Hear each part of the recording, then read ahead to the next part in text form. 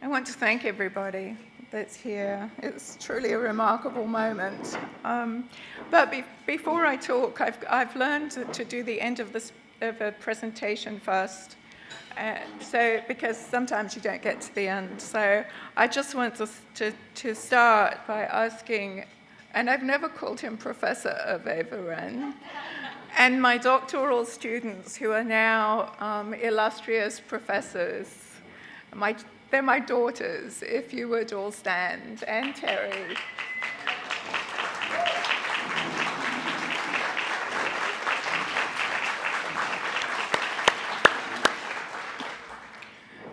Ben and David, would you mind standing?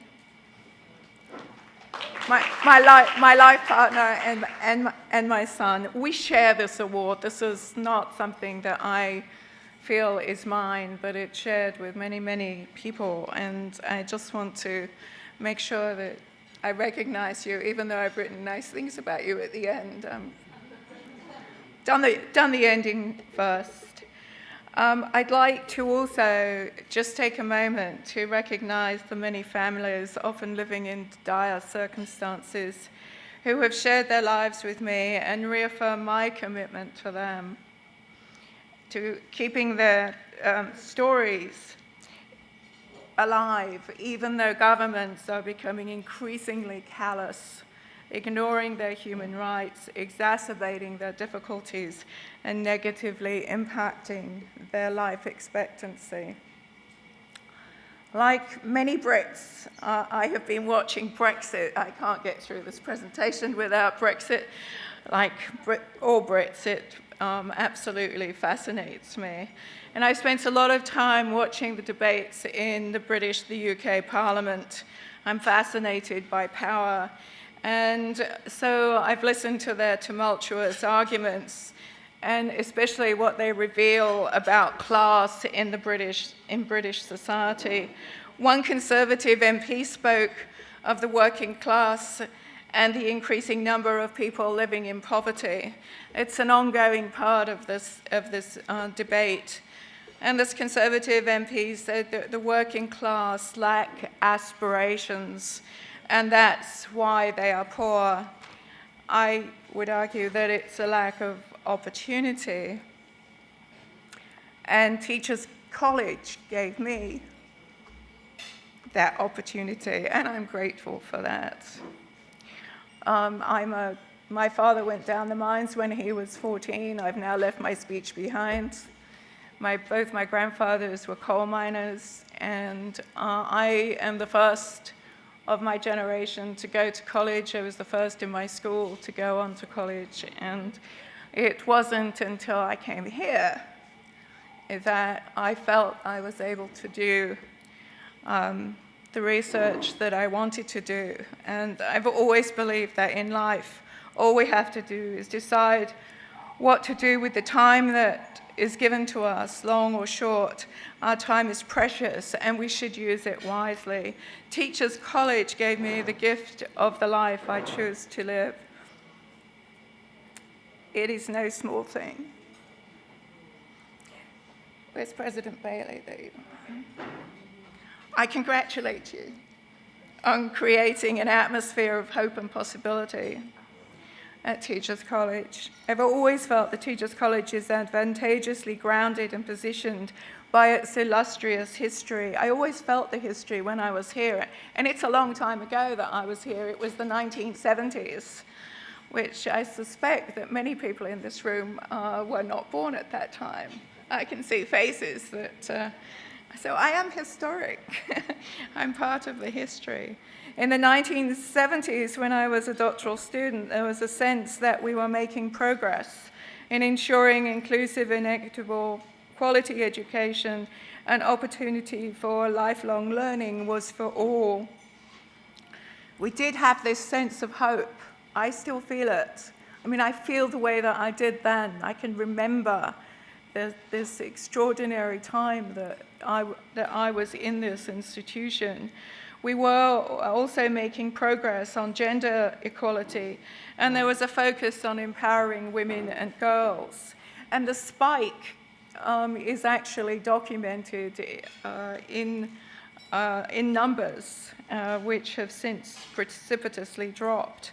The struggle for racial equality and gender equality was central to my experience at Teachers College and has framed my life as a public intellectual and scholar.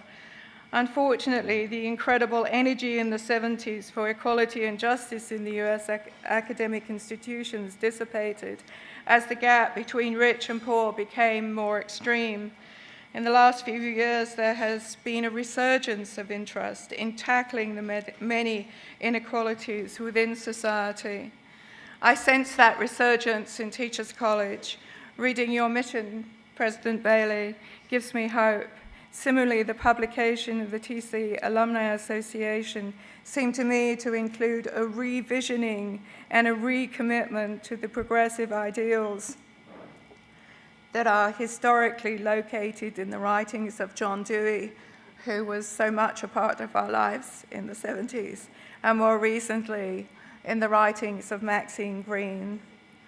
Changing topics, I'd like to take a few moments to thank Professor Hervé Varenne, and I never called him that, he was always Hervé, who was my mentor and chair of my doctoral dissertation.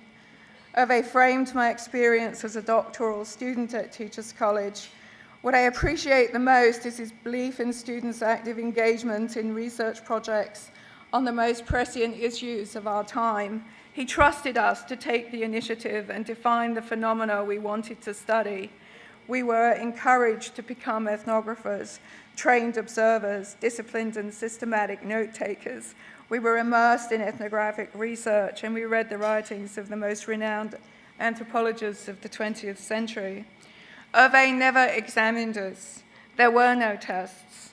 There would have been an unnecessary interruption, for we knew the work we had to do, and we worked at becoming fine qualitative researchers with an enthusiasm that I have not lost even 40 years later when I'm engaged in my own research or working